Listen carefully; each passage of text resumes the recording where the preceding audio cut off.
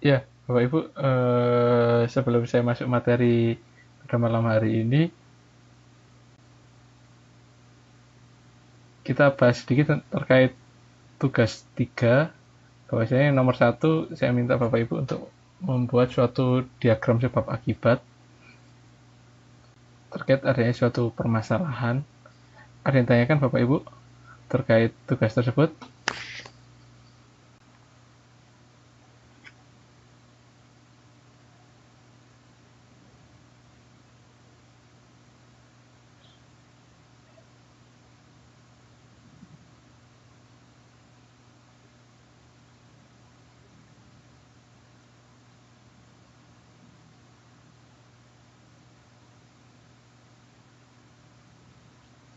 Saya ulangi lagi Bapak Ibu, apakah ada pertanyaan terkait tugas tersebut?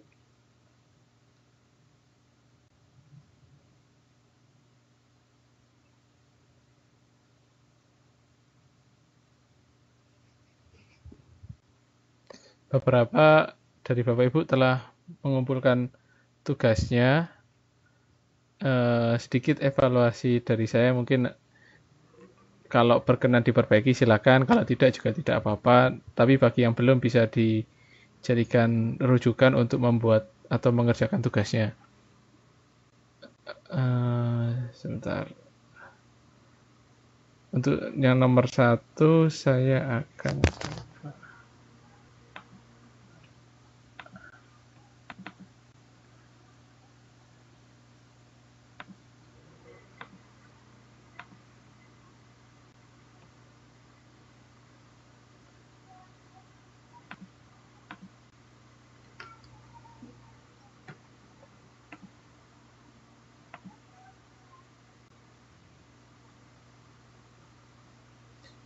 iya, nanti kita bahas tugas nomor satu dulu Pak Robi.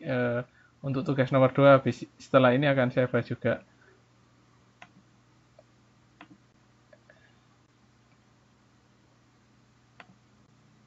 Mohon feedbacknya. Apakah layar saya bisa diakses, Bapak Ibu? Pakai mikrofon saja, jangan diketik.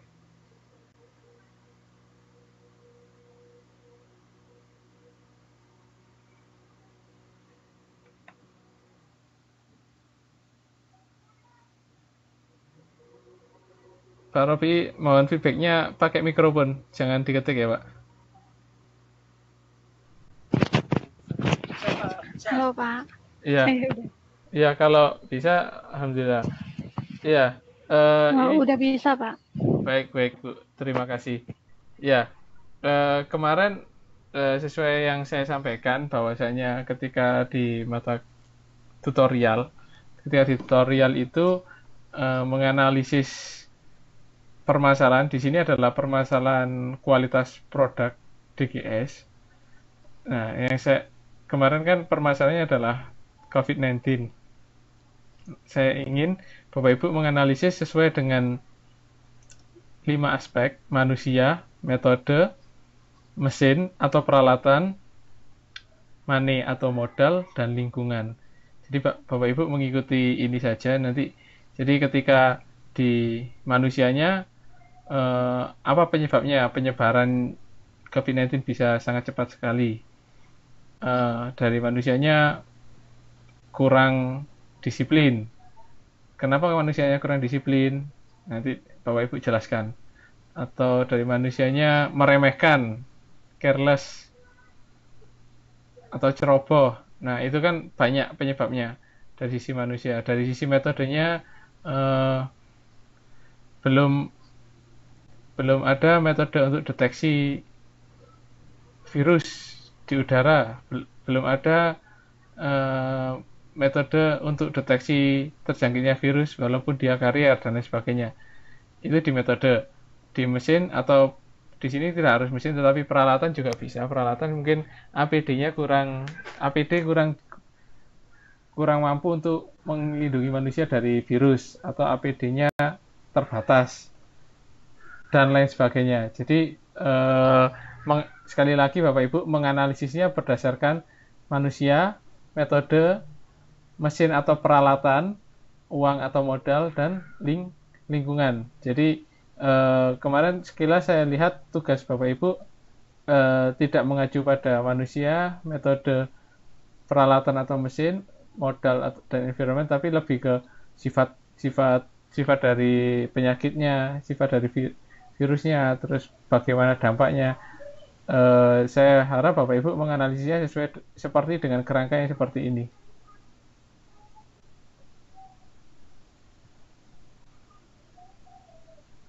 Ada yang tanyakan Bapak Ibu?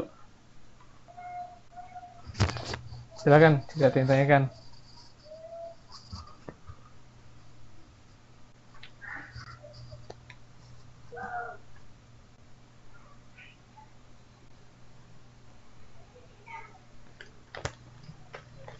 Ya, kalau mau diperbaiki silakan, kalau tidak apa-apa, saya nilai sesuai yang dikumpulkan.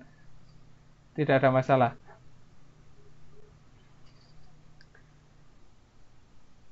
Ada yang tanyakan dari tugas nomor 1?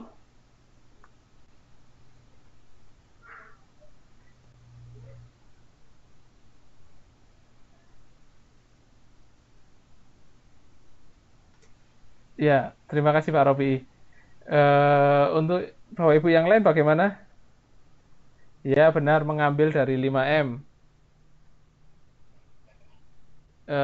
Kenapa harus 5M? Supaya kita lebih fokus saja nanti untuk ketika bisa menemukan akar penyebab permasalahan, kita bisa lebih fokus. Misalnya, oh ini penyebab dari sisi manusia, berarti kita memperbaiki dari sisi manusia. Oh ini dari metode, oh berarti kita akan melakukan perbaikan sesuai dengan metodenya. Kemudian dari lingkungan, oh berarti yang akan kita perbaiki terhadap sistem yang terdapat pada lingkungannya. Ada yang tanyakan Bapak Ibu? Silakan bagi yang belum paham atau yang masih bingung.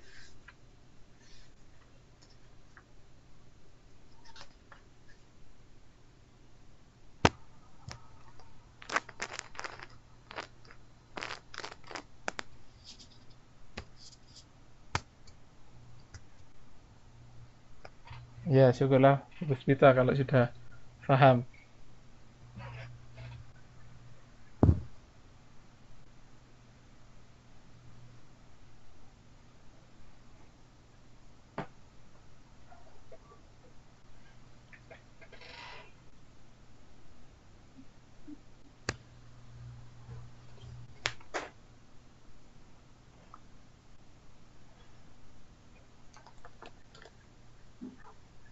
Ya, baik. Silakan kalau ternyata nanti masih bingung, silakan diskusi dengan saya, tidak ada masalah.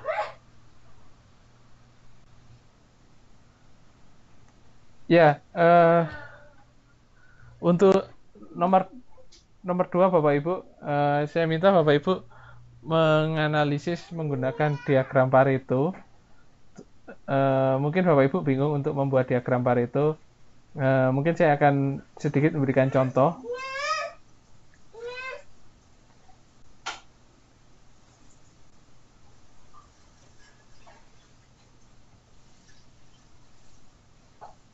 Oke, Bapak Ibu bisa mengakses Excel saya?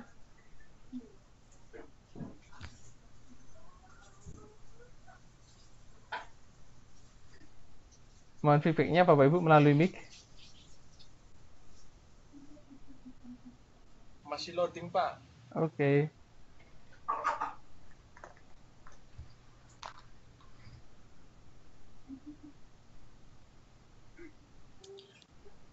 Punya saya bisa, Pak.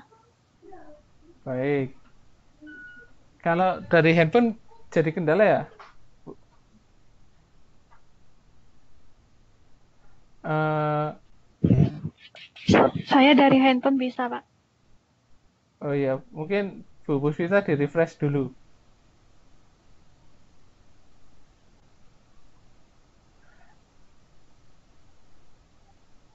Atau nanti Ibu lihat di YouTube-nya, akan saya upload di YouTube. Ya, mungkin sinyalnya. Diikuti saja. Mungkin gini, kita sebutkan jenis jenis defect. Di sini jumlah. Mungkin sebut saja jenis defeknya A, B, C, D, E, F, G. Ini saya sudah langsung saya urutkan, tapi sebelumnya pada umumnya data ini bersifat tidak urut. Mungkin misal gini, untuk A ditemukan 80, kemudian B 60, C 10, D 5, E 4, 3, dan 1. Ini adalah jumlah defek yang ditemukan dalam satu periode produksi, dan perusahaan ingin menganalisis sebenarnya dengan menggunakan diagram Pareto sebenarnya mana sih yang paling yang vital menjadi permasalahan terkait defek ini pada perusahaan tersebut. Jadi setelah mengurutkan dari frekuensi atau jumlah tertinggi ke yang terendah dari semua jenis defek tersebut, kemudian kita buat suatu kumulatifnya. Sebenarnya sederhana. Ketika yang pertama kita buat, oke. Jadi yang pertama kita buat sama dengan yang kolom sebelahnya. Oh, ini. Kemudian untuk yang kolom nomor 2 berarti 8 sama dengan 80 ditambah dengan 60. Begitu seterusnya sama dengan 140 tambah 10. Setelah ini sudah, kita tarik sampai sini. Totalnya akan sama dengan 163. Sampai di sini ada yang tanyakan, Bapak Ibu? Setelah itu tinggal dibuat grafik. Paham, Pak. Oke. Tinggal dibuat grafik. Pakai grafik ini akan jadi seperti ini. Kemudian select data, add. Kemudian yang kedua kita buat kumulatif. Datanya adalah ini. Kita akan dapat data seperti ini. Sampai di sini paham?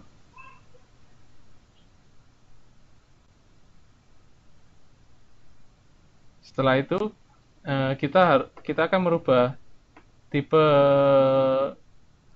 grafik batang nomor 2 dengan ketika kita klik di sini kemudian change chart type akan muncul seperti ini. Akan ada ketika di sini ada combo, berarti di sini ada dua series name, series pertama sama kumulatif. Kita rubah yang warna oranye atau kumulatif dengan menggunakan diagram garis line, akan hasilnya seperti ini. Ya, Bapak Ibu telah selesai membuat diagram Paretonya. Pak, ini angkanya gimana, Pak? Jumlahnya? Angkanya Pak Robi mencari studi kasus tertentu saja, nanti Pak Robi buat diagram Paretonya. Ya, Pak. Untuk cara membuat diagram Paretonya apa ada yang bingung?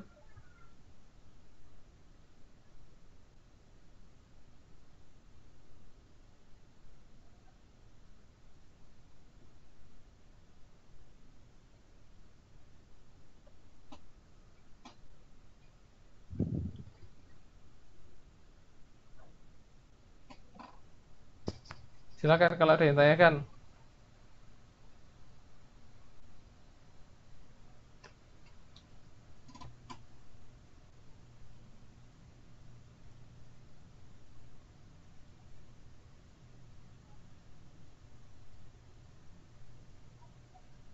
Oke, terima kasih, Bu Endang.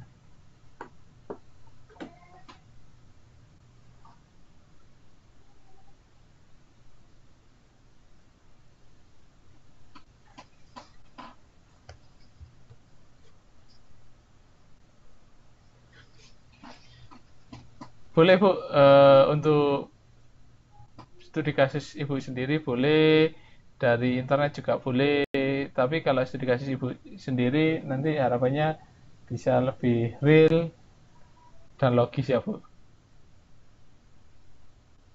Atau kalau kalau Ibu mau pakai studi kasus COVID bisa. COVID berarti sebaran per daerah, mana yang paling tinggi. Kalau kasus pengeluaran harian atau pengeluaran bulanan, berapa porsinya untuk masing-masing pos. Dibikin Pareto juga bisa.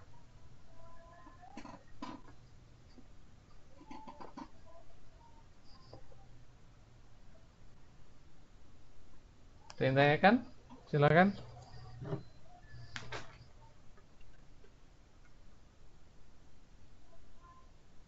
Pak Cinta Adi.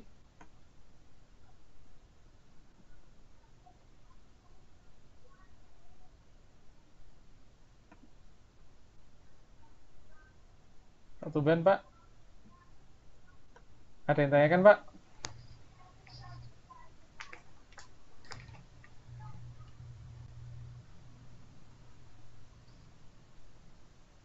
Tadi saya tidak lengkap, memang untuk gambar grafiknya tinggal Bapak Ibu beri judul dan beri judul aksis Y sama aksis Z-nya. Baik, silakan kalau nanti inginnya untuk inbox tidak ada masalah.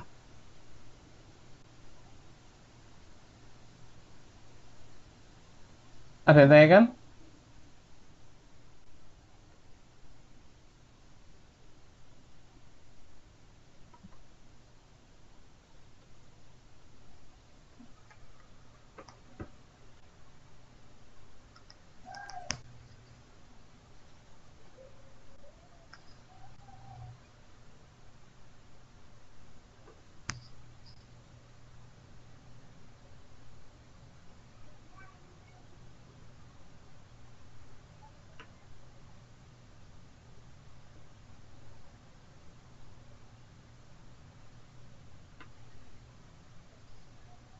Oke, kita lanjutkan materi kita minggu lalu. Minggu lalu sampai di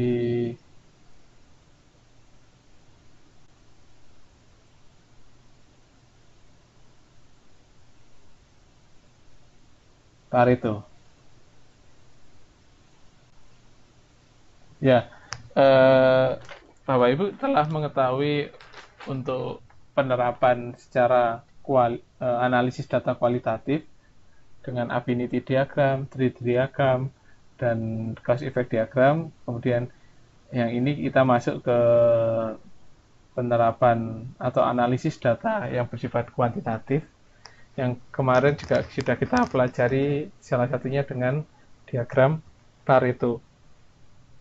Hari ini kita akan lanjutkan dengan membahas stratifikasi dan metode-metode yang lain. Nanti di akhir akan kita tutup dengan menganalisis atau membahas bagaimana untuk mendevelop suatu desain produk dengan menggunakan QFD atau Quality Function Deployment.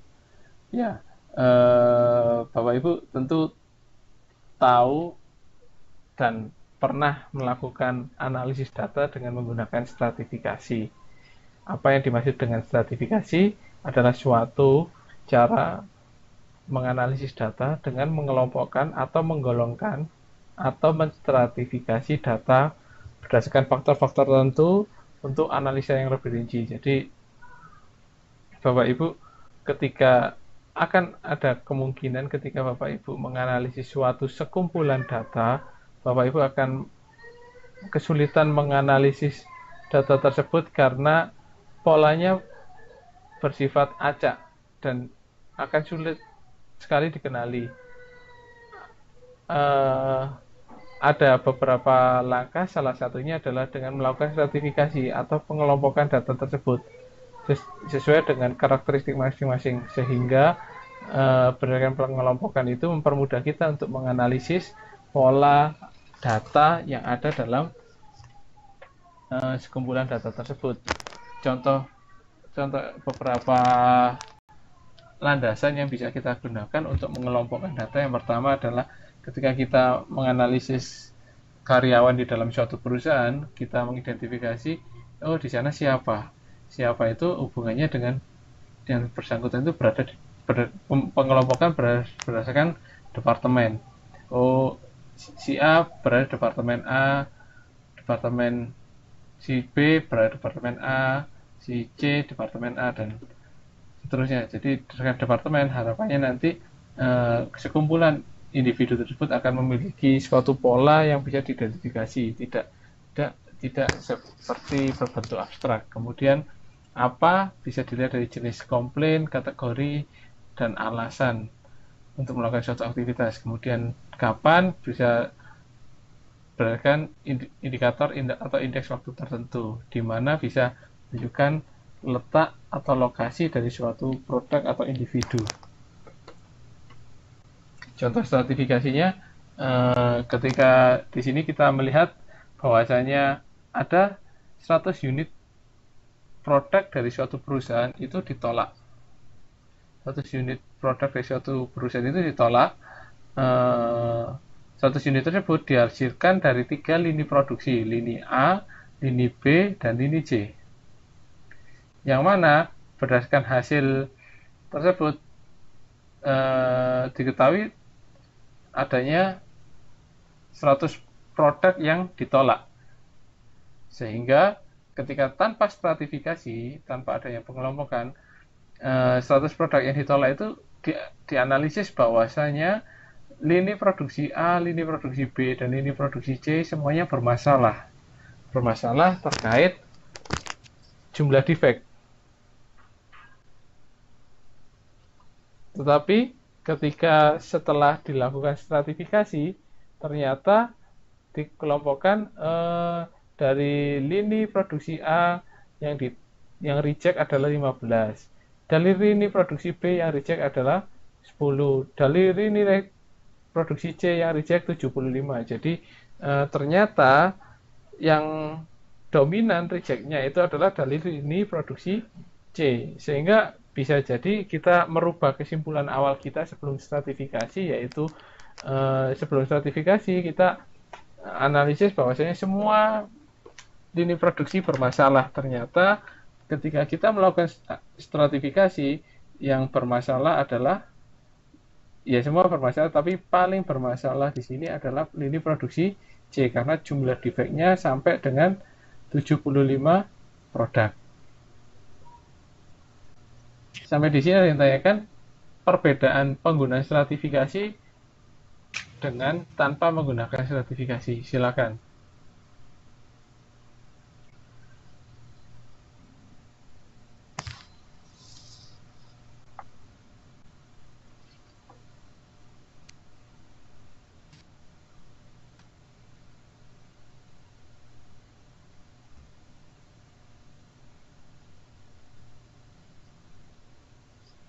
Bapak Ibu mungkin ada yang pernah pakai stratifikasi? Ya, yang paling banyak reject adalah C. Bapak Ibu mungkin ada yang pernah pakai stratifikasi? Mungkin mau share pengalaman atau seperti apa? Atau belum pernah?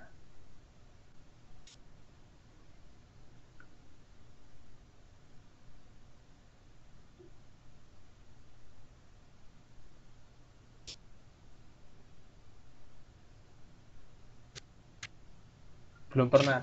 Sebenarnya ini saya rasa sepertinya Bapak Ibu pernah melakukannya mungkin, tapi tidak sadar bahwasanya itu adalah stratifikasi. Saya rasa Bapak Ibu pernah melakukan pengelompokan, aplikasinya seperti stratifikasi, pengelompokan sehingga kita bisa mengidentifikasi atau memenuhi tujuan dari kita untuk melakukan pengelompokan tersebut. Itu adalah bagian dari stratifikasi.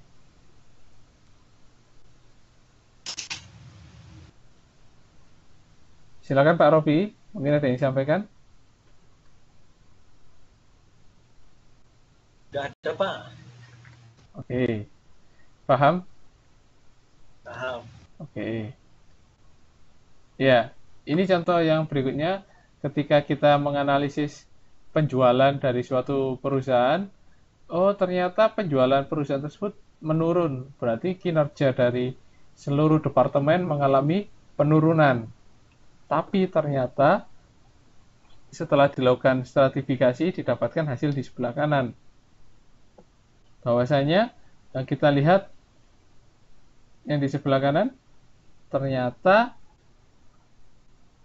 yang bermasalah adalah departemen B. Departemen B, hasil penjualan mereka mengalami penurunan atau performasinya sangat rendah, jauh di bawah departemen A.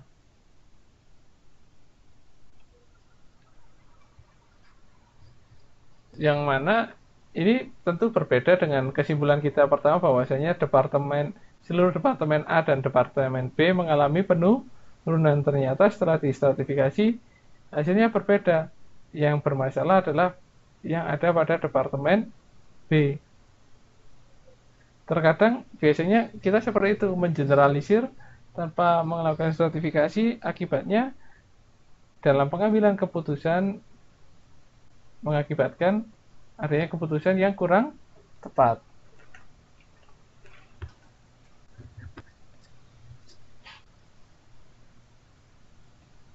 Oke. Ya, manfaat dari stratifikasi yang pertama adalah mengumpulkan informasi mengenai pola dan penyebab suatu permasalahan. Jadi ketika Bapak Ibu ingin menganalisis suatu permasalahan, tools stratifikasi ini bisa menjadi suatu alternatif. Tujuannya adalah dengan pemisahan atau pengelompokan data tersebut, kita akan mendapatkan suatu gambaran secara aktual bagaimana kondisi dari permasalahan yang akan kita analisis. Langkah-langkah yang kita gunakan yang pertama adalah identifikasi pertanyaan yang akan dikemukakan jika telah mendapatkan data. Jadi kita mengidentifikasi sebenarnya tujuan kita melakukan stratifikasi itu apa. Kemudian ketika kita sudah melakukan tujuan kita analisis itu apa, kemudian kita menentukan suatu faktor stratifikasi yang paling penting menurut tim, yang paling relevan dengan kondisi yang dimiliki oleh data tersebut.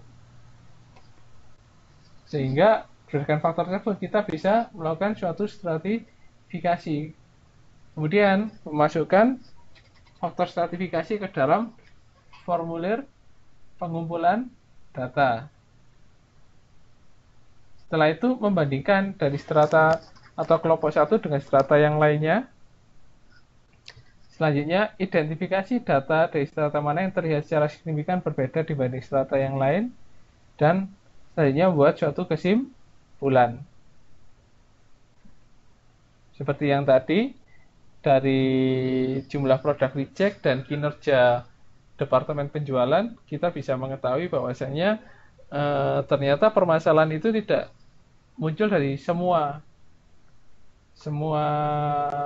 departemen atau semua lini produksi. Ternyata permasalahan itu muncul dari salah satu lini produksi dan salah satu departemen. Sehingga ketika kita melakukan suatu perbaikan, kita tidak perlu melakukan perbaikan pada keseluruhan lini produksi atau keseluruhan departemen penjualan, tetapi cukup pada salah satu yang mengalami permasalahan.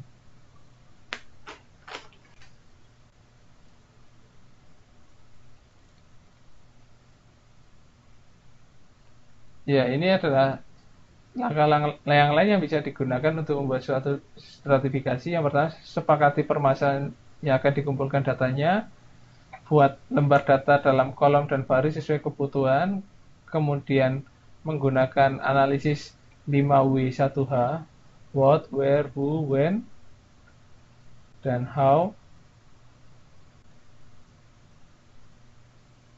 Kemudian kita menetapkan how much data, berapa data yang akan kita kumpulkan, dan bagaimana cara mengumpulkan datanya.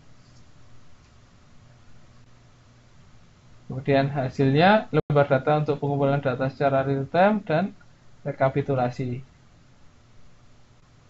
Ini adalah contohnya ketika masalah yang diangkat adalah kompetensi karyawan di bagian maintenance yang kurang, maka kita analisis dengan 5W1H, what, terkait jenis pekerjaan apa yang akan dianalisis. Di sini adalah pekerjaannya adalah di bagian maintenance A dan B, dengan tingkat kompetensi masing-masing pekerjaan untuk setiap karyawan. Misal, stratifikasi nanti dilakukan berdasarkan jenis pekerjaan.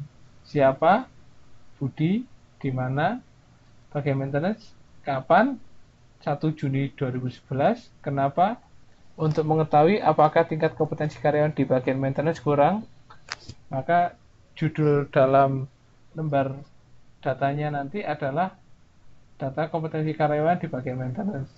Bagaimana cara mengumpulkannya? Kita analisis pada seluruh karyawan yang berstatus tetap di bagian maintenance atau perawatan. Hasilnya seperti ini.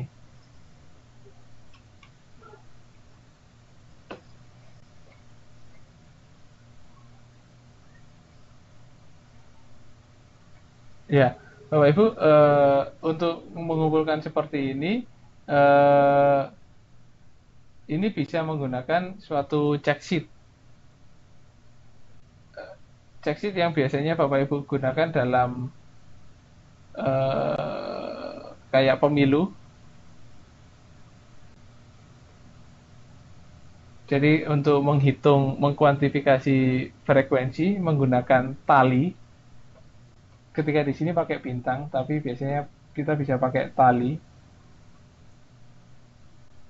untuk mempermudah kita dalam melakukan perhitungan. Jadi berdasarkan hasil check sheet di sini, kita ketahui bahwasanya gap yang paling tinggi ada di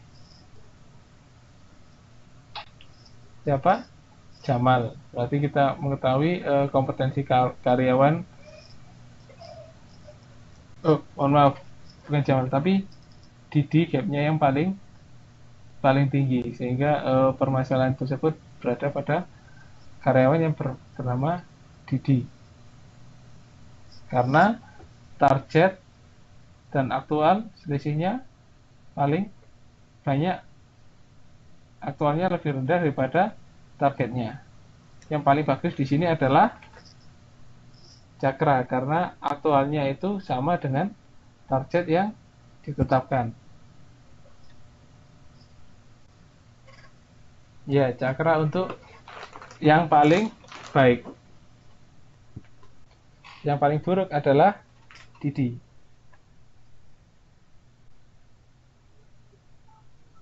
Ada yang tanyakan?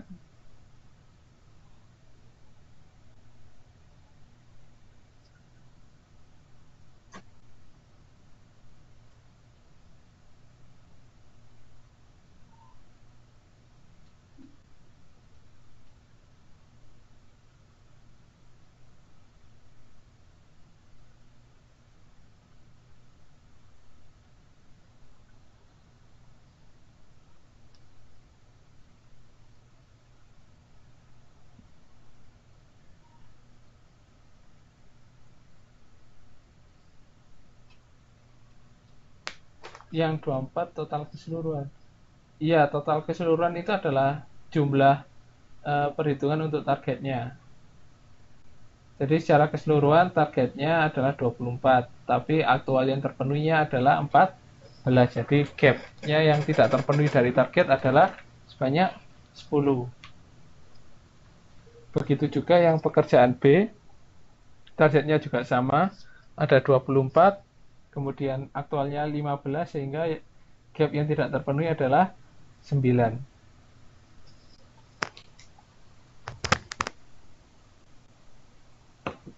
Ada yang tanyakan?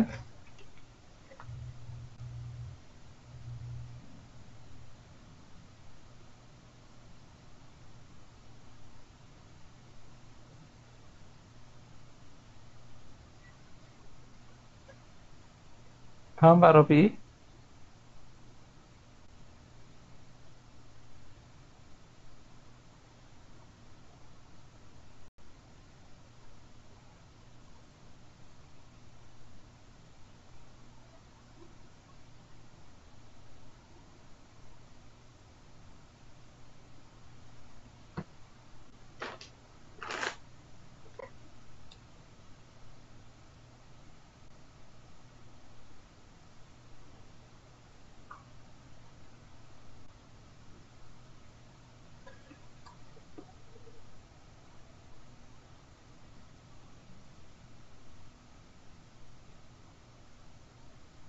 Iya, ketika kita jumlah, ya benar, Yanto yang targetnya 4 terpenuhi 2. Jadi totalnya 4. Tapi kalau di D tadi targetnya 4 terpenuhi 1 dan 4 terpenuhi 2. Jadi yang kurang adalah negatif 5. Jadi di D tadi yang paling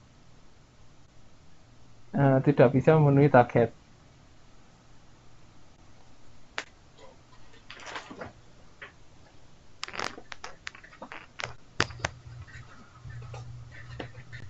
Oke.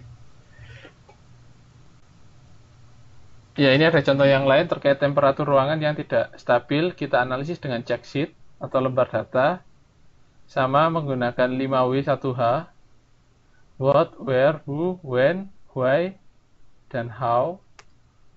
What-nya tentang apa yang akan kita ukur, kemudian where-nya di mana, who-nya ana, siapa yang melakukan pengukuran, when itu kapan terkait waktu pengukuran, why itu kenapa Anda melakukan pengukuran, dan bagaimana Anda melakukan pengukuran. Di sini digabungkan, dikombinasikan dengan adanya stratifikasi.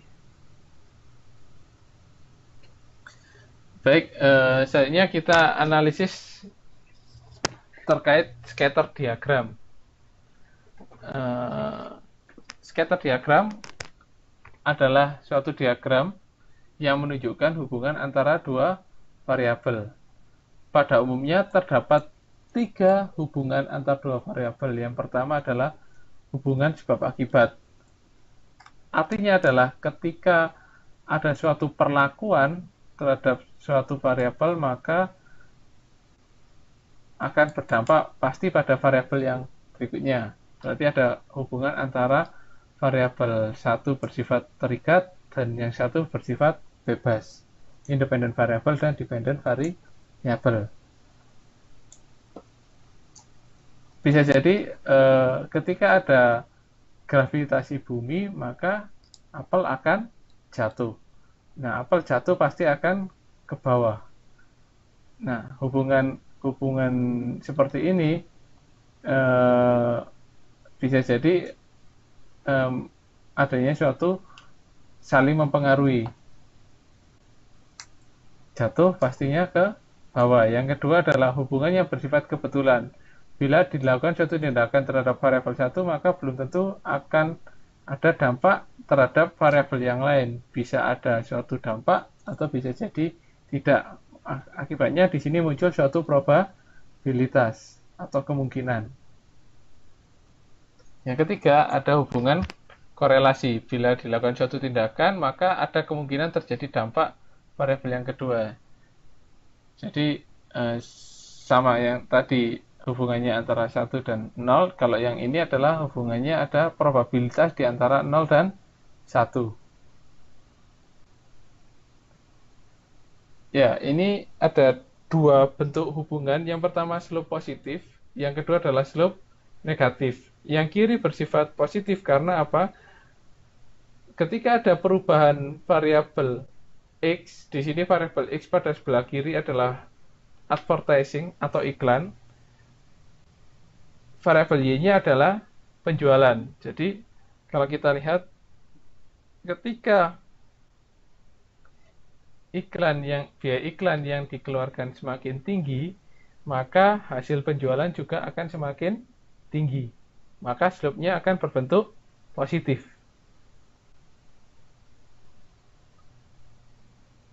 Miringnya ke atas.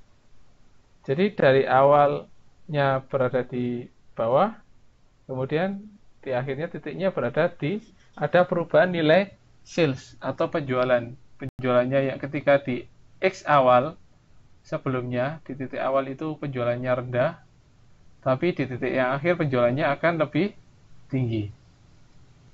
Paham di yang bentuknya sebelah kiri?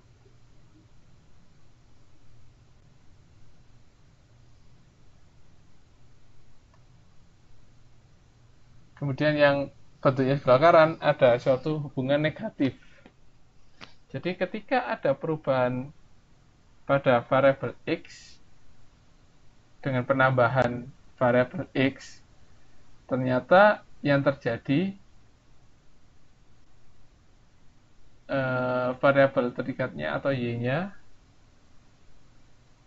malah berkurang nilainya atau mengalami slope negatif. Jadi ketika x-nya bertambah, y-nya malah berkurang. Kalau yang awal tadi x-nya bertambah, y-nya juga bertambah. Tapi yang ini x-nya bertambah, y-nya berkurang. Sebagai contoh adalah ketika kita menggunakan kendaraan dan kendaraan tersebut menggunakan biaya anti polusi, maka kita akan ketahui tingkat emisi polusinya akan semakin rendah. Betul Pak Cinta, jadi ada suatu perbandingan terbalik. Yang satu bertambah berarti yang satu akan berkurang. Kalau yang tadi yang satu bertambah, yang lainnya juga akan bertambah.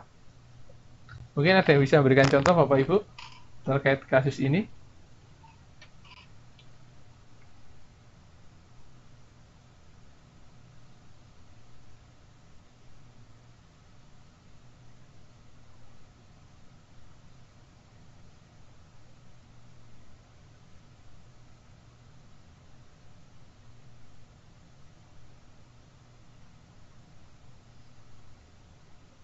Silakan. Ada yang bisa memberikan contoh?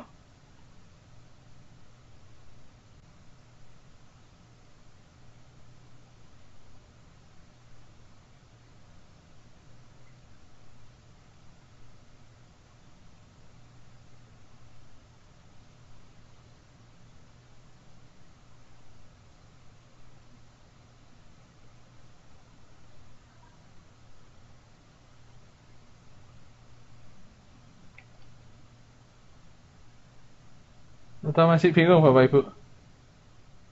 Berbanding positif sama berbanding terbalik. Berbanding lurus dan berbanding terbalik.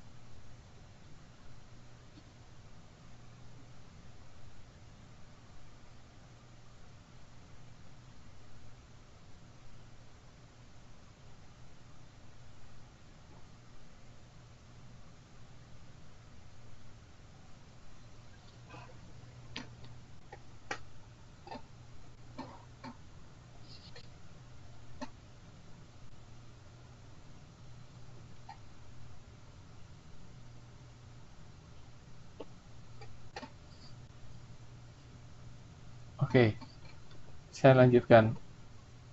Ya, ini ada dua jenis variabel, variabel dependent dan variabel independent. Seperti yang saya jelaskan tadi, variabel independennya itu dapat diketahui dan variabel independent ini diposisikan sebagai suatu penyebab, sedangkan variabel dependentnya variabel yang akan diprediksi dan diposisikan sebagai akibat. Ya, kalau kita kembangkan lagi berbagai bentuk model korelasi antar dua variabel bisa seperti gambar di layar Bapak Ibu. Ada yang berkorelasi positif, berkorelasi negatif. Ketika semua mengikuti pola alur tertentu, tapi kalau korelasi positifnya ini tidak, dia mengikuti pola tapi sedikit menyebar, begitu juga korelasi negatifnya. Kalau tidak ada korelasi berbentuk menyebar, menyeluruh, dan kalau ada bentuk yang lain bersifat kurvalik. Ada yang tanyakan?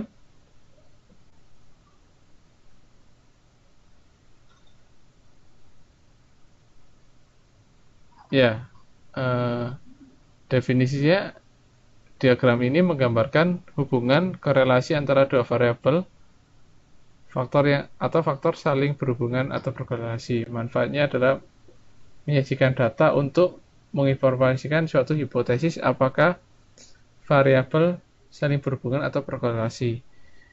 Bapak Ibu tentu tahu apa itu hipotesis, yaitu dugaan awal. Hipotesis ini biasanya muncul sebelum kita melakukan suatu pengujian. Pengujian dengan menggunakan pengujian statistik. Kemudian mengetahui seberapa berat atau seberapa erat hubungan antara faktor tersebut. Jadi kita akan mengetahui hubungannya sangat kuat atau lemah. Biasanya ada indeks tertentu yang bisa kita gunakan sebagai acuan. Kemudian sebagai alat untuk memverifikasi akar penyebab yang diperoleh dari analisis sebab akibat. Kalau kita kemarin menganalisis menggunakan diagram sebab akibat, tentu kita bisa membuktikannya dengan data kuantitatif sebab akibatnya dari yang permasalahannya dan penyebabnya, dikumpulkan data kuantitatifnya dan dianalisis hubungannya.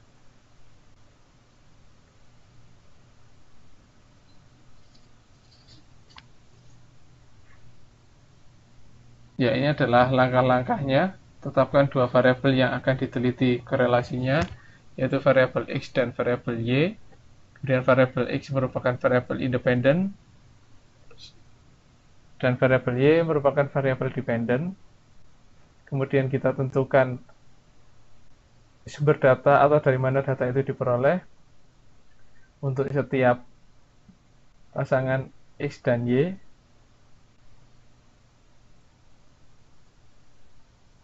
Setelah itu menentukan periode pengumpulan data supaya kita tahu data yang kita kumpulkan tersebut untuk menganalisis pada periode sampai mana saja. Kalau kita tidak tentukan batasan periodenya, maka kita akan kesulitan untuk menentukan sebenarnya permasalahan itu terjadi pada periode kapan. Kemudian buat scatter diagramnya, kumpulkan datanya dan gambarkan plotting pada scatter diagramnya. Selanjutnya menginterpretasikan dengan melakukan analisis apakah ada kecenderungan positif, negatif, atau tidak ada pola tertentu. Biasanya ketika tidak ada pola tertentu kita bisa gabungkan dengan adanya stratifikasi. Stratifikasi ini membantu kita dengan mengelompokkan datanya, kita akan tahu bagaimana pola dari data setelah kita kelompokkan tadi dengan stratifikasi. Setelah itu kita menghitung koefisien korelasinya. Semakin tinggi koefisien korelasi, maka semakin kuat hubungan antara dua variabel tersebut. Semakin rendah nilai korelasinya, misalnya korelasi semakin mendekati 1, maka korelasinya semakin tinggi.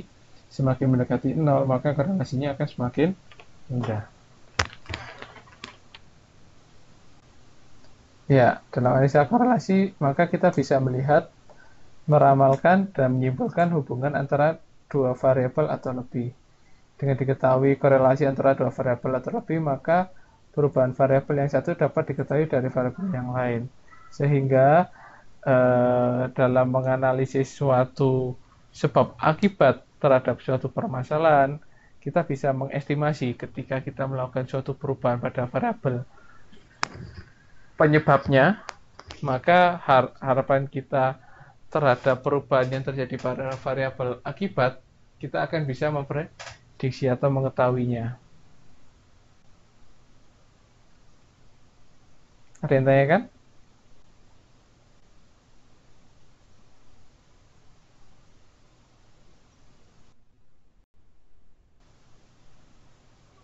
Silakan Pak Cinta Adi.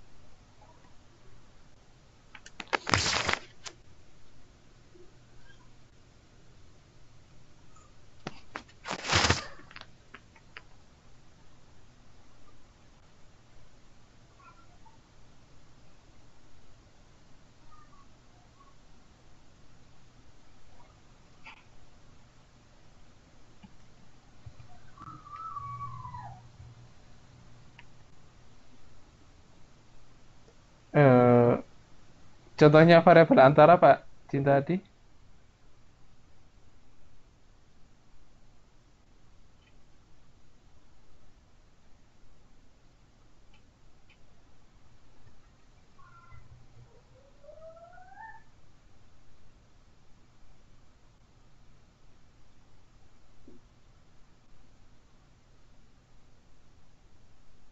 Ya, PPT-nya masih modul 8.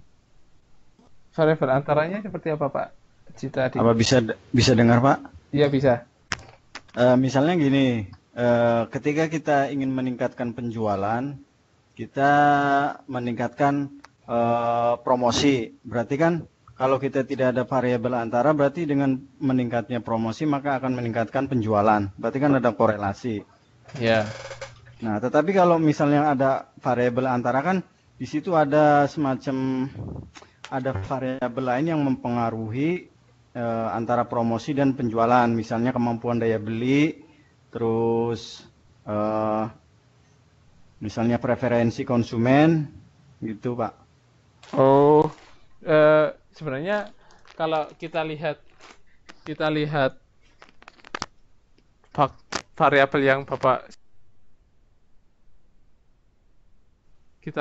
yang Bapak sebutkan tadi, menurut saya itu bukan variabel antara, tapi itu adalah variabel bebas yang lainnya. Jadi, apakah kita bisa menganalisis variabel bebas yang pertama tadi adalah promosi, kemudian yang kedua adalah pengaruhnya daya beli masyarakat, yang ketiga pengaruhnya preferensi terhadap tingkat penjualan. Sebenarnya itu bisa dianalisis korelasinya, tapi itu bukan suatu variabel antara. Variabel antara itu variabel yang menjembatani antara variabel independen dengan variabel dependen yang berada di tengah-tengahnya. Biasanya nanti itu dilakukan analisis untuk statistik lanjut, yaitu multivariat, Pak. Toolsnya nanti bisa menggunakan structural equation modeling atau PET diagram, itu juga bisa. Tapi di sini kita masih membahas yang belum sampai ke sana, yang hubungan antara dua variabel secara langsung.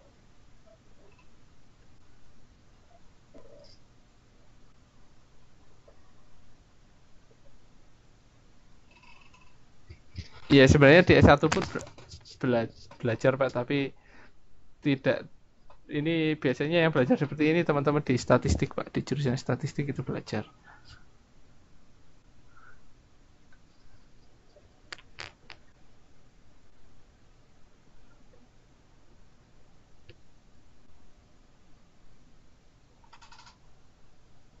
Ya, ada yang jurusan tertentu nanti dipelajari, diperdalam di S2-nya juga mungkin.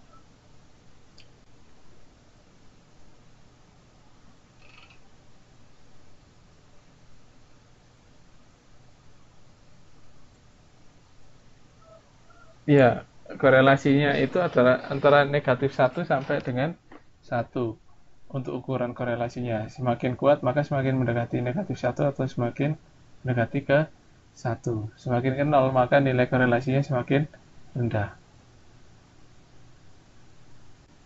Negatif 1 menunjukkan dua variabel tersebut memiliki hubungan, tetapi hubungannya bersifat berbanding terbalik. Kalau mendekati 1 maka hubungannya berbanding lurus. Ada yang tanyakan, Bapak Ibu?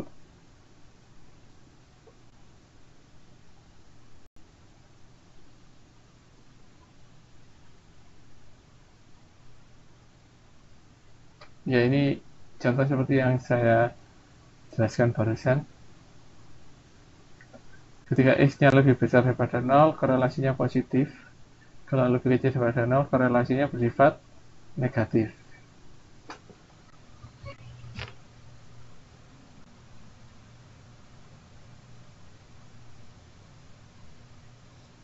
Ada yang tanyakan?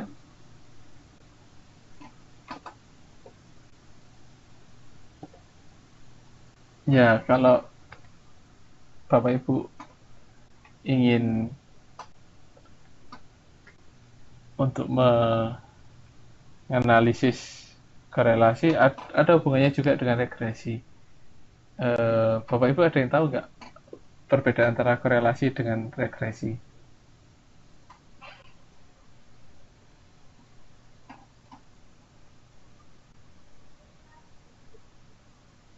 kasih contohnya saja nggak apa-apa.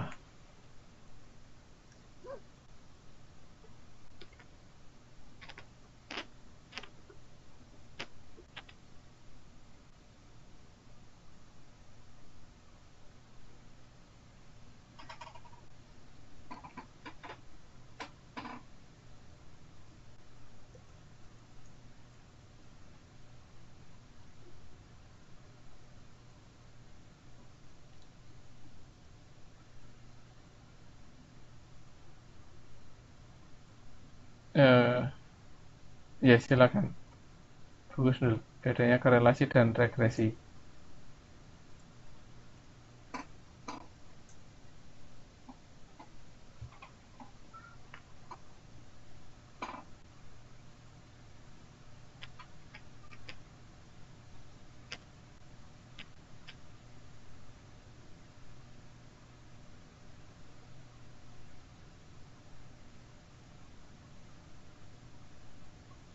Korelasi mengukur suatu tingkatan. Korelasi itu mengukur suatu hubungan. Memiliki hubungan nggak? Contohnya, kalau misalnya kita sebagai individu, misalnya kalau kita sebagai individu, Bapak Ibu, kita nggak kenal, berarti kita nggak ada hubungan, nol korelasinya. Kalau kita kenal sebagai sahabat, mungkin korelasinya 0,5. Tapi kalau kita kenal sebagai pasangan, korelasinya sebagai 1, karena korelasinya sangat kuat. Contohnya seperti itu. Kalau regresi, mungkin dengan pasangan hidup kita. Kalau misalnya kita belajar, terus ada pasangan hidup kita di samping kita belajarnya semakin semangat, oh berarti ada suatu pengaruh. Oh kalau nggak ada pasangan hidup kita di samping kita, oh belajar kita jadi aras-arasan. Paham ya bedanya antara korelasi dan regresi?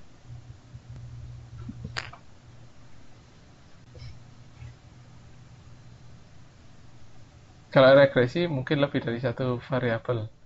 Kalau kalau regresi mungkin bisa lebih dari satu variabel bebas.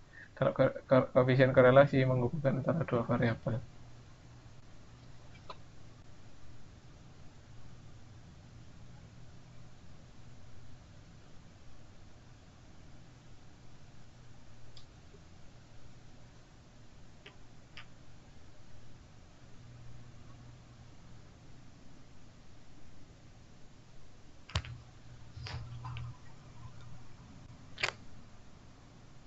Ada yang tanya kan?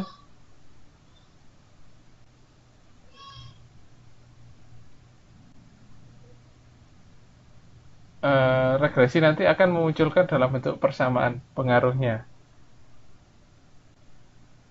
Nah, positif atau negatifnya bisa dilihat dari slope-nya, nanti bentuk slope-nya bisa dilihat dari koefisien dari independen variabelnya.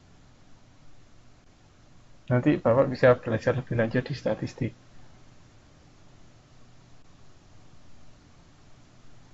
Ya, dalam bentuk scatter diagram, apakah ada korelasi? Ya, contohnya antara dua variabel, jumlah kunjungan dan hasil penjualan. Apakah jumlah kunjungan dan hasil penjualan berkorelasi?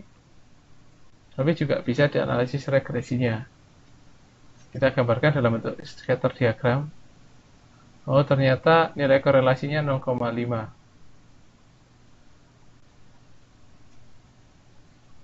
Oh, nilainya 0,75, korelasinya kalau di sini koefisien determinasinya 0,5. Jadi semakin mendekati 1 maka bisa disimpulkan korelasi yang cukup kuat antara variabel X dan variabel Y. Sehingga karena ada korelasi dan bentuknya positif, maka memungkinkan dengan jumlah kunjungan akan meningkatkan hasil penjualan.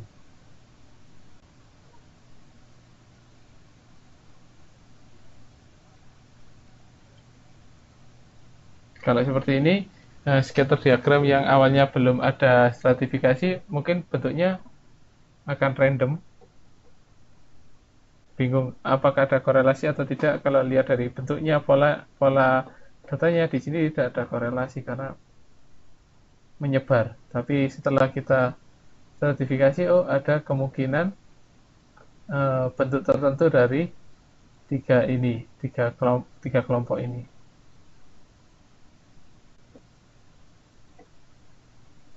Ya, contoh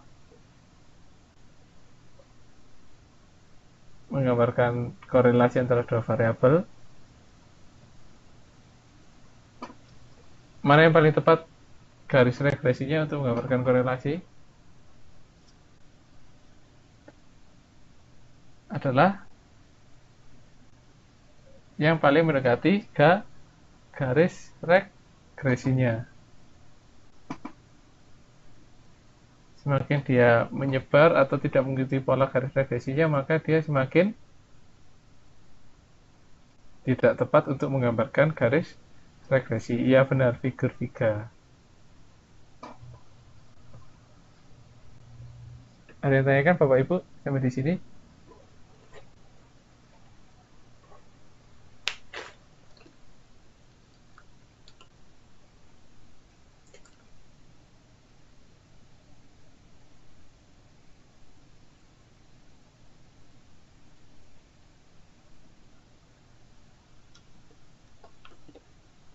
Oke, selanjutnya adalah histogram. Histogram adalah grafik balok yang menggambarkan penyebaran data sebagai hasil dari suatu macam pengukuran atau suatu kejadian atau proses. Contoh penerapannya adalah untuk menurunkan variabilitas temperatur mesin, menurunkan variabilitas dimensi produk, menurunkan variabilitas parameter suatu produk, bisa berat, kadar, dan lain sebagainya. Jadi, dengan menggunakan histogram, Bapak Ibu bisa melihat range dan distribusi dari data. Jadi, ketika kita menganalisis sejumlah sampel dari populasi dan menggambarkannya dalam bentuk histogram, kita akan tahu pola dan distribusi suatu data. Pola dan distribusi suatu data di sini maksudnya adalah ketika kita sudah menggambarkan dalam bentuk histogram, kita akan tahu bentuknya. Bentuk dari data. Kemudian berdasarkan data tersebut kita bisa melihat variasi tingkat pemenuhan spesifikasi pelanggan. Tapi untuk histogram ini berlaku untuk data yang bersifat continuous atau yang kemarin sudah kita bahas, menempati pada keseluruhan nilai. Tidak hanya yang bersifat bulat saja. Tapi keseluruhan nilai desimal pun masih bisa dilakukan analisis dengan histogram.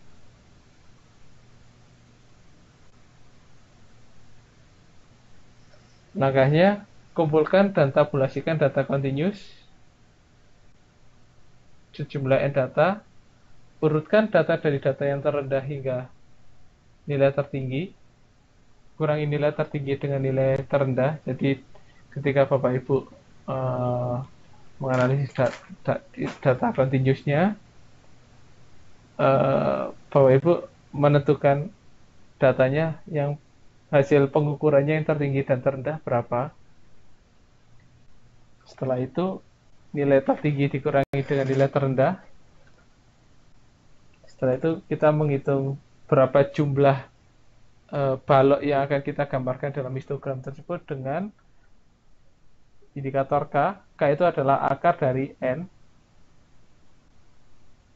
Kemudian N adalah jumlah data. Kemudian hitung lebar atau jarak di setiap kelas dengan nilai maksimum dikurangi minimum dibagi dengan nilai K. Dibagi dengan nilai K adalah jumlah kelasnya. Paham Bapak Ibu? Jadi yang awal kan data hasil pengukuran kita kumpulkan, kita cari nilai tertinggi dan terendahnya. Setelah menemukan nilai tertinggi dan terendah, kita kurangkan nilai tertinggi dengan nilai terendah. Setelah kita mendapatkan nilai tertinggi dan terendah, maka jumlah nilai data kita akar pangkat 2-nya akan mendapatkan nilai K. Setelah itu nilai range tadi, nilai maksimum dan minimum dibagi dengan nilai K, akan ketemu lebar kelas di setiap baloknya. Kemudian kita akan beri label di sumbu X dengan nilai di setiap balok. Kemudian kita hitung, setelah tadi ngukur, kita hitung frekuensinya. Dan selanjutnya kita analisis dengan histogram.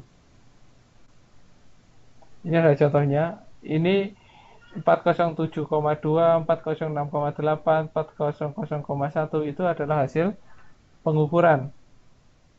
Yang tadi bersifat continuous. Tugas kita adalah kita cari nilai maksimum dan minimum. Maksimumnya adalah 409,4 dan minimumnya adalah 400,1. Jumlah data kita ketahui di sini adalah ada 30 data. Maka akar pangkat 30 di sini adalah mendekati 6. Sehingga jumlah kelasnya 6. Setelah kita tahu range maksimum dan minimumnya ada 9,3, maka untuk menentukan lebar di setiap kelas kita bagi 9,3 dengan 6, maka lebar setiap kelas adalah 1,55. Kita bisa menghitung rata-rata dengan average dengan data ini. Kalau di Excel kita tinggal average dan kita blok semua data akan dapat rata-ratanya, standar deviasi dalam kurung kita blok semua data, kita akan dapat nilai standar deviasi. Tapi yang terpenting setelah kita dapatkan jumlah kelas, kita dapatkan range dari setiap kelas, maka kita tetapkan interval kelasnya. Jadi kita dari nilai minimum ditambahkan dengan nilai range ini. Jadi kita bisa menentukan batas bawah dan batas atas di setiap kelasnya. Di sini akan ternyata dapat 6 kelas seperti yang kita hitung di awal tadi dengan akar 30, dan kita masukkan perhitungannya, frekuensinya dengan tali, kita dapatkan kesesuaian totalnya 30. Gambar histogramnya adalah seperti ini. Ada yang tanyakan Bapak Ibu?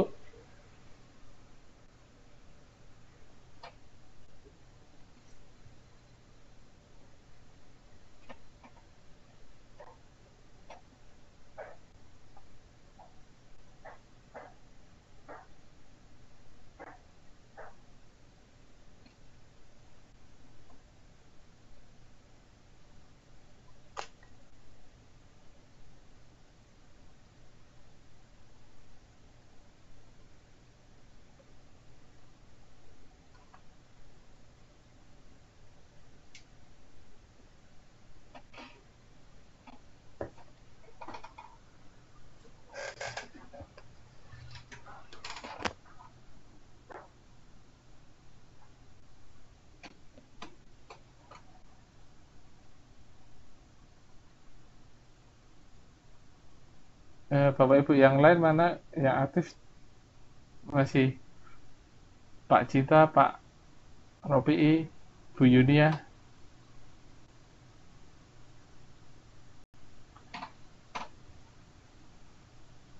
Masih menyimak. Apakah sambil bekerja Bapak Ibu? Silakan kalau masih bingung, silakan ditanyakan.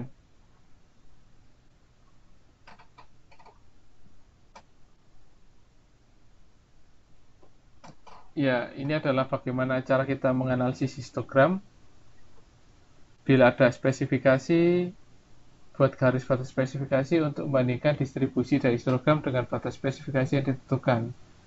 Kemudian perhatikan apakah histogram berada dalam batas spesifikasi tersebut. Ini contoh aplikasinya seperti pada peta kendali kemarin Bapak Ibu. Jadi ketika ada data dari produk yang kita analisis, ada peta kendali atau control chart.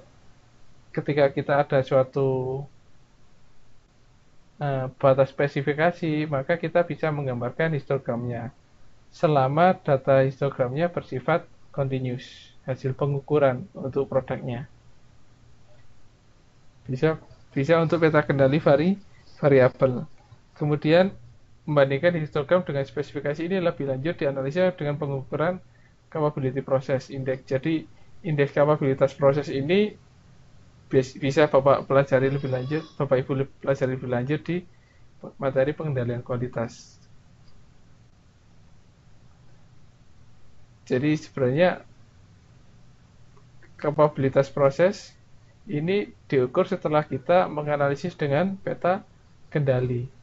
Output peta kendali yang sudah seragam, ketika ada outlier sudah diselesaikan permasalahannya, kemudian dimasukkan ke analisis kapabilitas proses. Jadi kita tahu seberapa capable proses itu untuk memenuhi spesifikasi yang telah ditetapkan. Ya, ini adalah bentuk pola histogram secara normal, ada simetris. Kita juga bisa menggunakan stratifikasi untuk histogram Bapak Ibu.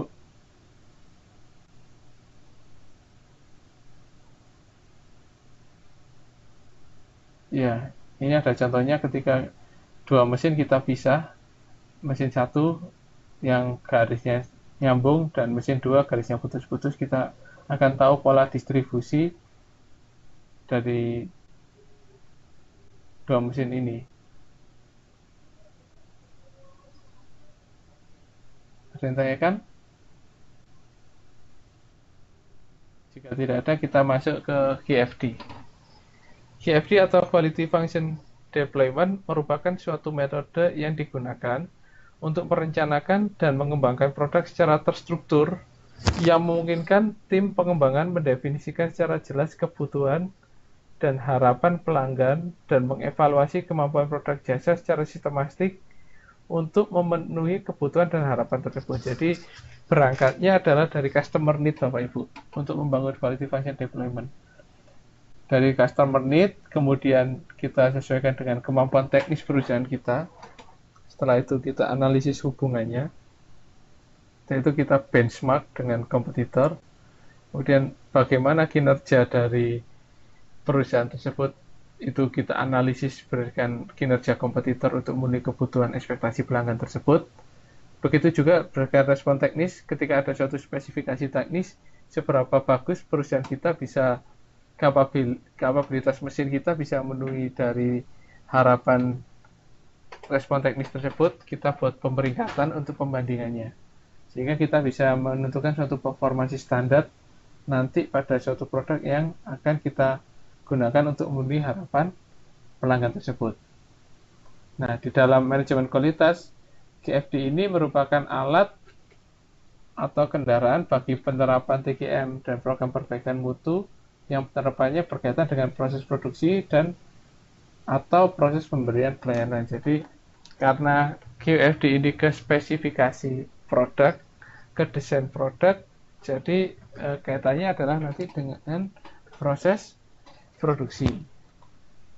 Selain dapat ditetapkan untuk membantu pelaksanaan filosofi TQM, QFD juga digunakan sebagai perencanaan produk strategik, perencanaan organisasi, penyebaran dan alokasi biaya, dan pelayanan. Jadi kita bisa mengetahui dari untuk bagaimana untuk merencanakan produk secara strategis, karena kita bisa melakukan benchmark dengan kompetitor kita, perencanaan organisasional terkait pemenuhan kebutuhan pelanggan, kemudian penyebaran atau alokasi biayanya, karena kita akan tahu mana yang akan menjadi prioritas untuk pemenuhan respon teknis spesifikasi, target spesifikasi pada produk tersebut. Ya, manfaatnya adalah dari QFD ini bisa mengurangi biaya, meningkatkan pendapatan, dan pengurangan waktu produksi.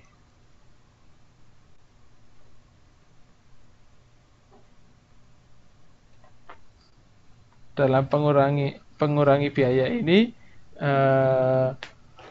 akibatnya dari sistem perencanaan produk yang terintegrasi, mulai dari riset produk yang dibutuhkan pelanggan sampai dengan desain produk, sampai proses produksinya disesuaikan dengan kebutuhan pelanggan. Jadi semuanya ini berasal dari kebutuhan pelanggan. Maka semua aktivitas yang berasal dari kebutuhan pelanggan, ini harapannya nanti ketika produk itu telah menjadi suatu produk jadi, produk ini bisa memenuhi ekspektasi dari pelanggan. Hal ini menyebabkan berkurangnya pengulangan pekerjaan atau pembuangan bahan baku karena tidak sesuai dengan spesifikasi yang telah ditetapkan pelanggan. Yang selanjutnya, hal ini berdampak pada pengurangan biaya pembelian bahan baku, overhead, pengurangan upah, dan pengurangan terjadinya pemborosan selama proses produksi. Yang kedua adalah meningkatkan pendapatan. Peningkatan pendapatan ini terjadi ketika produk yang dihasilkan sesuai dengan kebutuhan pelanggan. Sehingga dengan terpenuhinya kebutuhan pelanggan akan mendorong terjadinya peningkatan penjualan dan daya saing produk serta membuka kemungkinan untuk menjual produk pada pasar baru. Karena kita bisa menurunkan biaya pada manfaat pertama tadi, maka penurunan biaya itu akan memperbesar peluang kita untuk menurunkan harga produk kita. Karena biaya menurun dengan profit margin yang sama, maka harga akan mengalami penurunan. Ketika harga mengalami penurunan, maka pangsa pasar kita akan bertambah. Karena secara harga kita lebih unggul daripada kompetitor kita. Kemudian selanjutnya adalah pengurangan waktu produksi. Waktu produksi yang semakin singkat disebabkan oleh adanya perubahan-perubahan yang terjadi pada pengurangan biaya tadi. Yang kedua adalah QFD membantu mengurangi biaya pelaksanaan produksi karena pengulangan kegiatan dan mengurangi proses produksi yang tidak memberikan kontribusi terhadap kepuasan pelanggan. Karena kita menyesuaikan kebutuhan pelanggan dengan respon teknis yang mungkin diberikan oleh perusahaan untuk memenuhi harapan pelanggan tersebut.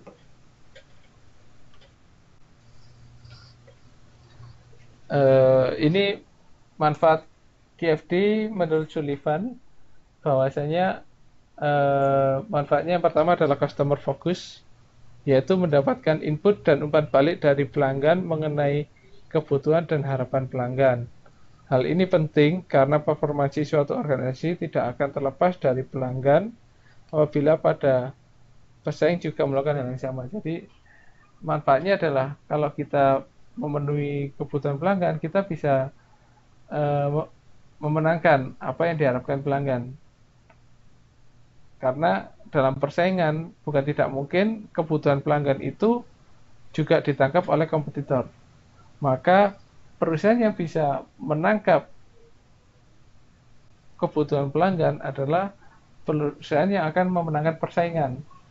Kalau perusahaan tidak bisa menangkap kebutuhan pelanggan atau tidak bisa memenuhi ekspektasi pelanggan tersebut, maka perusahaan tersebut tidak akan bisa menangkan persaingan. Yang kedua adalah time efficient, yaitu mengurangi waktu pengembangan produk dengan menerapkan QFD. Maka program pengembangan produk akan memfokuskan pada kebutuhan dan harapan pelanggan. Dengan adanya QFD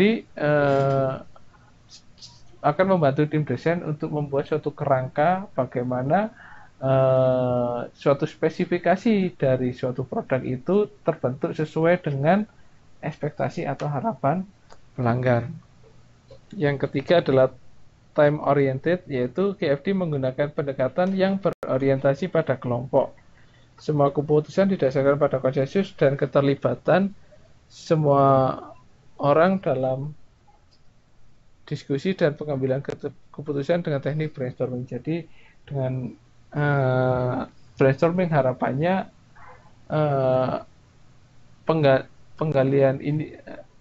penggalian ide atau penggalian suatu penyelesaian masalah, penggalian untuk menyelesaikan masalah ini bisa sesuai dengan permasalahan yang terjadi, karena harapannya ada suatu konsensus di antara individu-individu dalam organisasi. Kemudian documentation oriented, QFD menggunakan data dan dokumentasi yang berisi semua proses dan seluruh kebutuhan dan harapan pelanggan, yang mana data dan dokumentasi ini digunakan sebagai informasi mengenai kebutuhan harapan pelanggan yang selalu diperbaiki dari waktu ke waktu. Jadi harapannya dengan penggunaan QFD ini perusahaan bisa memenangkan pasar dengan memenuhi kebutuhan pelanggan, kemudian bisa menghemat waktu, memotong biaya, memenangkan persaingan. Ya, ini adalah contoh bentuk house of quality. dalam host of quality ini kita tahu bahwasanya ada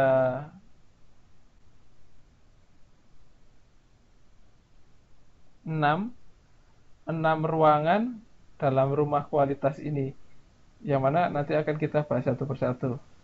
Ruangan pertama di sini adalah kebutuhan pelanggan. Jadi kebutuhan pelanggan ini kita gali dari kuesioner. Kemudian yang C ini adalah technical response. Jadi bagaimana perusahaan merespon terkait hal-hal teknis, apa yang bisa dilakukan untuk memenuhi kebutuhan pelanggan ini. Biasanya hal teknis ini bersifat terukur dan bisa dipenuhi oleh perusahaan. Nah, hal-hal teknis ini akan kita analisis hubungannya, korelasinya dengan kebutuhan pelanggan ini di relationship. Nah, hubungannya kita bisa menganalisis apakah hubungannya kuat, sedang, atau lemah. Jadi kita akan tahu kebutuhan pelanggan yang mana itu bisa direspon oleh respon teknis yang mana. Jadi kebutuhan A bisa dipenuhi oleh respon teknis yang B contohnya. Bagaimana tingkat pemenuhannya? Apakah kuat atau sedang atau lemah? Nah, selain itu di rooftopnya dari rumah ini kita akan tahu hubungannya dari masing-masing respon teknis, sehingga semakin dia berhubungan kita akan semakin bisa menganalisis aktivitas mana yang bisa respon teknis mana yang bisa menunjang untuk respon teknis yang lain dalam pemenuhan kebutuhan pelanggan. Dalam planning matrix kita akan mengetahui biasanya di sini kita bisa melakukan analisis pembandingan produk yang kita hasilkan dengan kompetitor di mata pelanggan. Jadi kita akan tahu posisi produk kita terhadap kompetitor. Dasar analisis penilaiannya seperti apa dalam benchmarking adalah customer needs. Sedangkan di technical matrix ini adalah harapannya nanti ada performance standard, tujuannya adalah untuk mengevaluasi kemampuan dari respon teknis perusahaan kita bandingkan dengan pelanggan juga. Jadi kita akan tahu posisi perusahaan kita di antara kompetitor dan posisi pemenuhan produk kita di antara kompetitor terhadap kebutuhan pelanggan. Ada yang tanyakan Pak Cinta?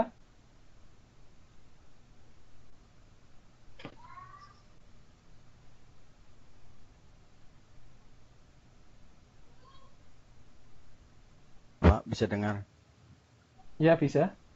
Jadi kalau misalnya kita kan ingin mengetahui customer needs and benefit-nya itu kan berarti kita harus melakukan segmentasi dulu. Karena kan kalau kita nggak ada segmentasi nanti kan namanya pelanggan itu kan bermacam-macam ya Pak. Jadi kan istilahnya kita kembali lagi berarti sebelumnya itu kita harus segmentasi dulu, kemudian mana pelanggan yang akan kita jadikan apa ya istilahnya tujuan untuk penelitian the house quality ini. Iya. Begitu Pak. Iya benar. Jadi kita juga harus memilah-milah dalam menganalisis pelanggan.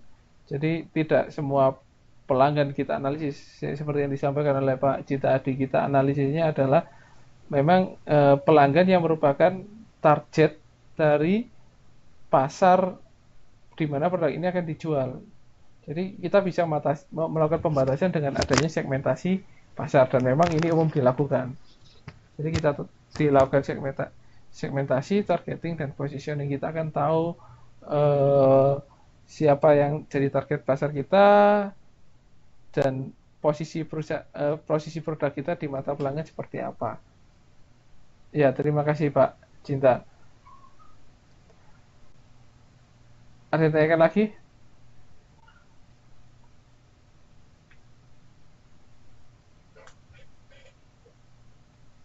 Ya, bagian A. Bagian A adalah kebutuhan pelanggan. dalam bagian A ini adalah daftar semua kebutuhan pelanggan dan harapan pelanggan yang biasanya ditentukan dengan riset pasar secara kualitatif. Caranya adalah bisa menggunakan kuesioner terbuka. Pertamanya kuesioner terbuka untuk menganalisis tanpa mengarahkan pada indikator kebutuhan tertentu, tapi masih secara umum kebutuhan akan suatu produk itu seperti apa. Bisa nanti kita menganalisis kebutuhan terkait main function, fungsi utama dari produk yang akan kita buat. Kita belum masuk ke fungsi tambahan, tapi contohnya handphone sama pelanggan itu sebenarnya butuhnya seperti apa? Handphone itu butuhnya untuk apa? Fungsi utamanya handphone apa? Oh, untuk berkomunikasi. Jadi inti dari saya butuh handphone untuk berkomunikasi. Belum muncul saya butuh handphone untuk menelpon. Saya butuh handphone untuk SMS, tapi main fungsinya adalah komunikasi. Nah, nanti yang menerjemahkan adalah tim desain, bahwasanya kebutuhan pelanggan itu berkomunikasi, bisa berkomunikasi dengan telepon, bisa berkomunikasi dengan SMS, bisa berkomunikasi dengan WhatsApp. Itu nanti banyak. Tapi pada intinya basic needs-nya adalah kebutuhan berkomunikasi. Nah, selain itu juga kita bisa melakukan suatu wawancara untuk menganalisis kebutuhan dan keinginan pelanggan. Kemudian, atau secara lain adalah kita bisa menganalisis keluhan ketika ada saran atau keluhan. Nah, biasanya setelah kita menganalisis dengan kuesioner terbuka, kita akan mendapatkan beberapa atribut penting yang mana ini merupakan suatu kebutuhan pelanggan. Biasanya akan mendapatkan suatu konsensus antara pelanggan satu dengan pelanggan yang lain.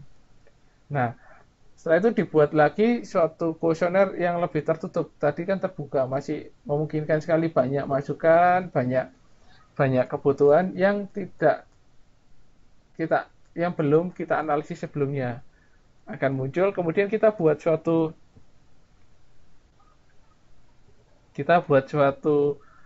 kuesioner tertutup lagi untuk mengestimasi pertama apakah betul sesuai dengan yang dibutuhkan, dan yang kedua adalah memberikan suatu pemeringkatan terkait tingkat kepentingan di antara mana sih yang lebih penting antara faktor satu dengan faktor yang lain, atau atribut satu dengan atribut yang lain dalam kebutuhan yang kita tuangkan dalam kuesioner tadi. Jadi kita akan tahu seberapa penting di mata pelanggan antara satu variabel dengan variabel yang lain. Contohnya handphone bisa untuk berkomunikasi, handphone bisa untuk hiburan ini nonton film, mendengarkan musik, main game. Nah, contohnya tadi saya butuh handphone untuk komunikasi, nonton film, main musik, mendengarkan musik, atau main game. Nah, dari 4 atribut ini mana sih yang lebih penting? Yang lebih penting akan diberikan skor yang paling tinggi. Setelah itu kita masuk ke bagian B, planning matrix. 3 informasi adalah data pasar secara kuantitatif. Jadi kita membenchmark produk kita terhadap kebutuhan pelanggan. Jadi misalnya kita produknya adalah handphone, bagian B dalam planning matrix ini adalah handphone tersebut kita bandingkan dengan handphone yang lain di mata pelanggan terkait 4 indikator tadi. Bisa digunakan berkomunikasi, bisa digunakan untuk nge-game, bisa digunakan nonton film, bisa digunakan untuk mendengarkan musik. Mana performansinya yang paling tinggi? Jadi dari masing-masing 4 atribut ini dibuat perbandingan. Kita akan tahu posisi produk kita dibandingkan produk kompetitor kita di mata pelanggan. Paham ya Bapak Ibu? Dalam planning matrix ini. Kemudian yang ketiga adalah bagian technical response. Ini adalah bahasa teknik organisasi yang menggambarkan tingkat pemenuhan dari harapan pelanggan tadi. Bagian D adalah correlation, adalah pertimbangan tim tentang hubungan yang kuat atau lemah antara kebutuhan dan harapan pelanggan. Kemudian bagian E-nya adalah korelasi teknis, hubungannya seperti apa. Bagian F adalah technical metrics, hubungannya nanti adalah performance standard dan evaluasinya. Ini adalah langkah-langkah dalam menyiapkan host of quality. Yang pertama, menentukan karakteristik produk atau jasa, kemudian mengadakan penilaian atas karakteristik produk yang telah ditetapkan pada langkah pertama, menentukan variabel performansi para pemasok, mengadakan penilaian terhadap performansi pemasok maupun perusahaan atau organisasi kita, kemudian menentukan hubungan antar variabel, dan menyusun target performansi yang akan kita capai. Hal yang harus dilakukan pemimpin ada dua, hal yang harus dilakukan dan hal yang tidak boleh dilakukan dalam QFD. Yang harus dilakukan yang pertama, meyakinkan diri dan seluruh anggota untuk mengerti dan menyetujui manfaat QFD. Yang kedua, mengetahui orang-orang yang menyetujui dan membutuhkan QFD. Yakinkan bahwa mereka tahu kapan dan berapa lama mereka membutuhkan QFD tersebut. Yang ketiga, menyusun jadwal untuk setiap fase kegiatan QFD. Yang keempat, mencatat seluruh kemajuan dalam kegiatan QFD secara terus-menerus, mencari cara untuk mensukseskan seluruh kegiatan yang sesuai dengan jadwal, yang menciptakan mekanisme bagi orang-orang dalam organisasi yang tidak terdapat dalam tim QFD. Yang selanjutnya adalah membuat jadwal. Hal yang tidak harus dilakukan oleh pemimpin adalah mengasumsikan bahwa setiap orang mengetahui apa yang dikerjakan, kemudian mengajak tim QFD membuat keputusan tanpa data yang lengkap, dan yang terakhir putus asa karena tidak mendapatkan informasi yang diharapkan. Ini adalah contoh QFD dari ranjang bayi, Bapak Ibu. Mungkin gambarnya terlalu kecil, tapi saya rasa Bapak Ibu tetap bisa mengetahui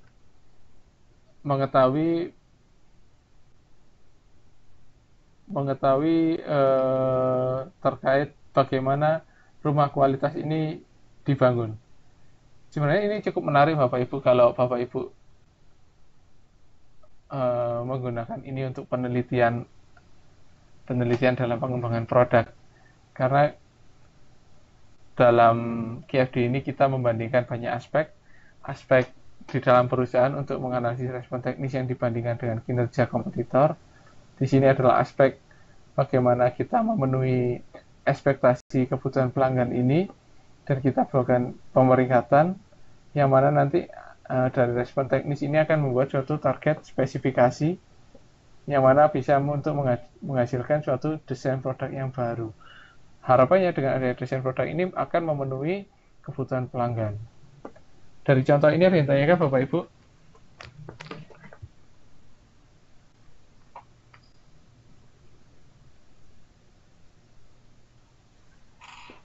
Silakan jika ada yang ditanyakan Bapak Ibu.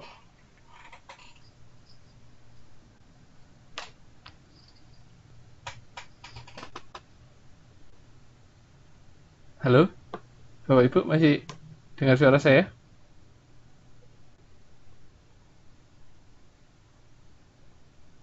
Ya, ada yang tanyakan dari contoh ini? Ada yang bingung?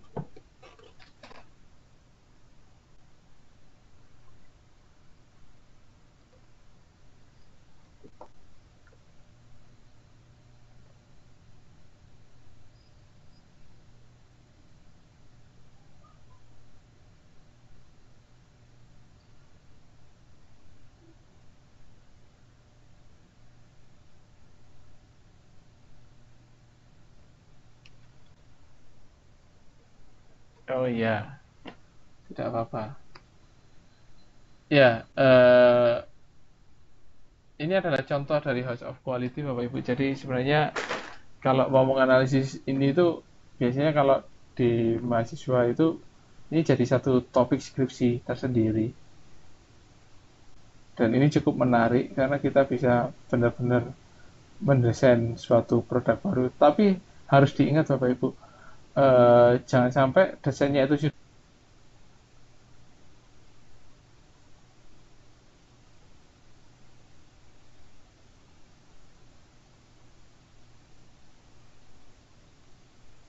Halo Bapak Ibu,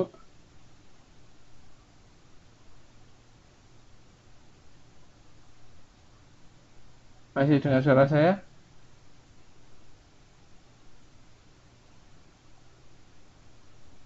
Iya, terima kasih.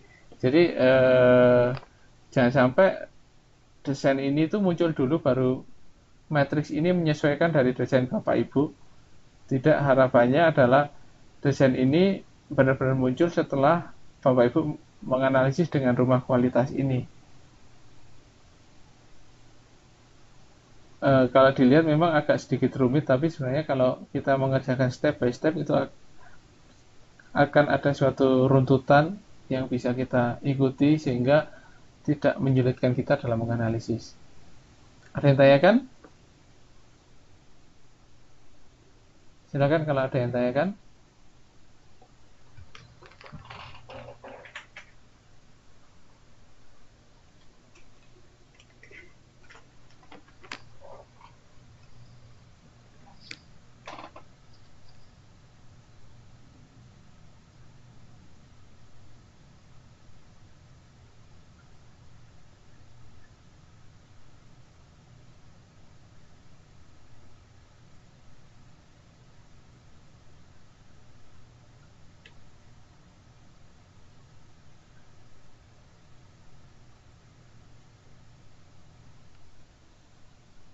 Iya, gambarnya rumit, tapi sebenarnya nggak serumit gambarnya pengerjaannya.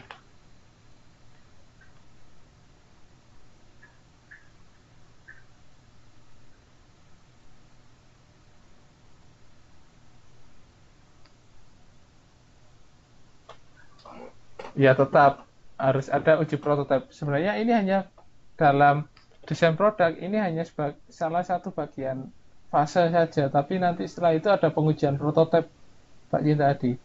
Jadi kalau Pak Cinta Adi mau memperdalam desain pengembangan produk, bahwa Pak Cinta bisa merujuk ke bukunya Carte Urich.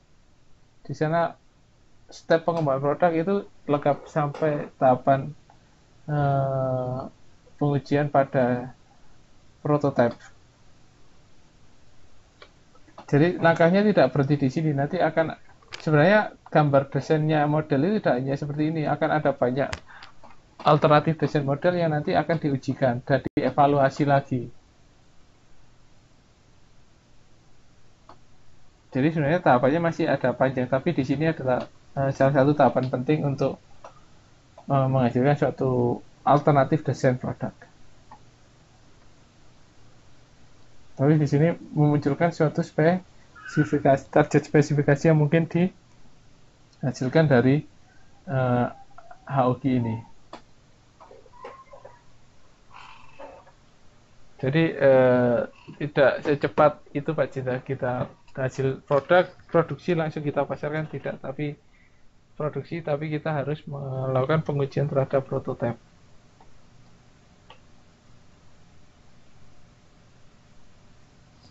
Ada yang tanyakan lagi?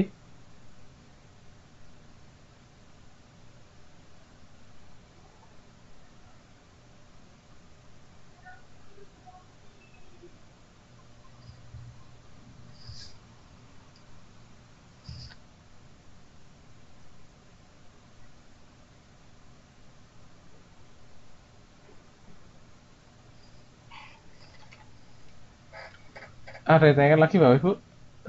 Jika tidak ada yang ditanyakan, saya kira materi kita hari ini cukup. Kita lanjutkan minggu depan di pertemuan terakhir, pertemuan tutorial online mata kuliah ini yang terakhir maksud saya. Jadi mungkin minggu depan saya